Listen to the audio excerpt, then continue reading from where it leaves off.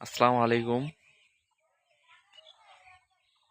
পরিত্যক্ত জায়গায় বা ছায়াযুক্ত স্থানে আমরা কিন্তু সূর্যমুখী ফুল চাষ করতে পারি, কারণ এটা ছায়াযুক্ত স্থানে খুব ভালো ফলন হয়। দেখেন কিরকম ফলন হয়েছে।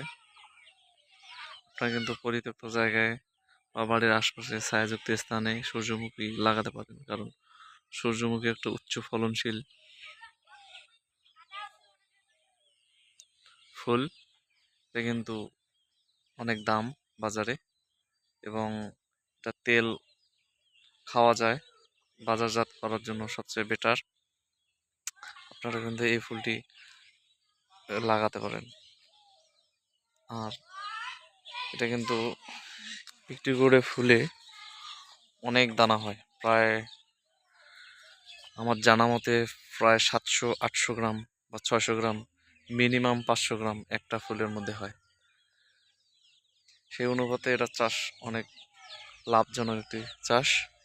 আপনারা এটি লাগাতে পারেন বাড়ির আশপাশ বা ছায়াযুক্ত স্থানে এটি লাগাতে পারেন। দেখুন সূর্যমুখী ফুলের কি ফলন হয়েছে। ভুট্টা পাশে ছায়াযুক্ত স্থানে সূর্যমুখী লাগানো হয়েছে। সূর্যমুখী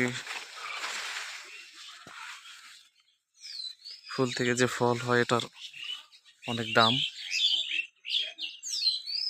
তোমরা কিন্তু এটি লাগাতে পারেন বাড়ির আশপাশ বা ছায়াযুক্ত স্থানে বা পরিত্যক্ত স্থানে।